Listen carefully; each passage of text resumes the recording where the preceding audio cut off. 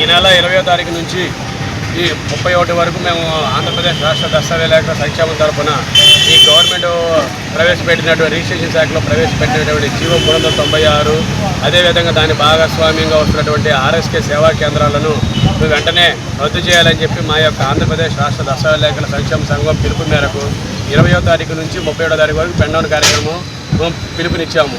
అదేవిధంగా ఆంధ్రప్రదేశ్ రాష్ట్రంలోని దస్తావేజులందరూ వారి ఎస్ఆర్ఓలలో వివిధ రకాలుగా పెన్ డౌన్ కార్యక్రమం నిర్వహిస్తూ ప్రజాప్రతినిధులకు మెమరాండం ఇస్తూ అదేవిధంగా దస్తావేజుల యొక్క ఉనికిని కోల్పోకుండా అందరం ఏకదాటి మీదుగా పెన్ డౌన్ కార్యక్రమం చేస్తూ ఉన్నాము. దానిలో భాగంగా ఈ రోజు నాడు మేము వంట వార్పు కార్యక్రమం చేపట్టాము. ప్రభుత్వానికి మా యొక్క దస్తావేజుల ద్వారా వేల కోట్ల రూపాయలను సమకూరుస్తున్నాము. అది ఏ విధంగా అంటే మేము ఎవరో రూపాయి జీతం తీసుకోకుండా కక్షిదారులలో డాక్యుమెంట్లన్నీ ప్రిపేర్ చేసి ఖచ్చితంగా మేము డాక్యుమెంట్లను వెరిఫికేషన్ చేసి ఎటువంటి కాంట్రవర్సీలకి తావు లేకుండా దస్తావేజును ప్రిపేర్ చేసి రిజిస్ట్రేషన్ చేయించి వాళ్ళకి హ్యాపీగా ఇస్తున్నాము.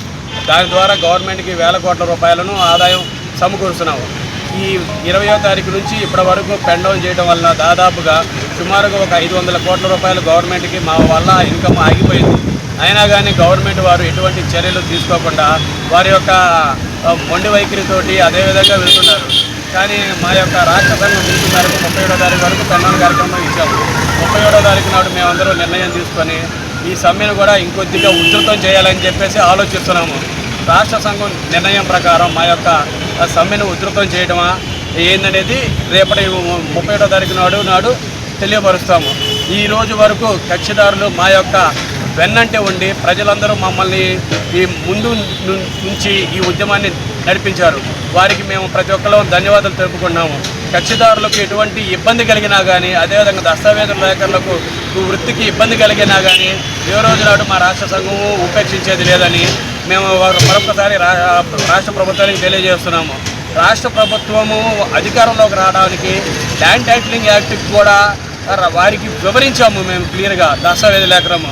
కానీ ఇది జియో వలన దస్తావేజులేకరులందరూ ఉనికినే కోల్పోతున్నామని ఎన్నిసార్లు మేము ప్రజాప్రతినిధులకు విన్నవించుకున్నా కానీ కొంతమంది ప్రజాప్రతినిధులకు విన్నవించుకున్నాము, ఓకే చేస్తున్నారు. మెయిన్ ఎవరికైతే విన్నవించుకుందామని చూస్తున్నా మీరు ఫోటోలు లేవడానికైతే రాండి కానీ మా దగ్గరికి మెమోరాండం ఇవ్వడానికైతే రాబాకండి అని కరాఖండిగా చూస్తున్నారు. మేమేం పాపం చేసామో అర్థం కావట్లేదు. వారు అధికారంలో రావడానికి మేము ఎన్నోసార్లు ప్రయత్నాలు చేసాం. చాలా మా వంతు మౌత్ ప్రచారం కానీ ఏదైనా సరే బాగా చేసాం. అయినా కానీ మా యొక్క